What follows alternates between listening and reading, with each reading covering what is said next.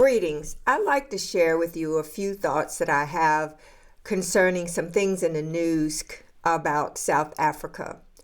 You may have heard that there are some white South Africans who are of Dutch, German, and French descent who are feeling as though they're being treated unfairly because some of their lands or some things may be done to redistribute the wealth so that Black South Africans can participate in a more equitable way in the economics there in that country.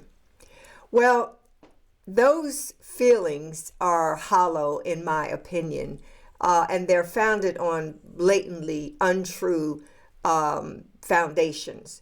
We have to keep in mind that in 1652 is when the Dutch began to colonize the South African area and took the lands that Black Africans lived on, indigenous Black Africans lived on, just took the lands and began to take them for themselves, and eventually had the German and the French. Okay, but then you also had a period called apartheid, where there was murder, there was torture, there was arbitrary imprisonment of Black South Africans. And we all recall Nelson Mandela lived in a prison for 27 years unfairly. So at the end of apartheid, or near the end, there was the Truth and Reconciliation Commission, which was formed in order to look at the atrocities and come up with some recommendations to sort of remedy what had happened or try to remedy. And truth be told, very few of those recommendations have been implemented to date.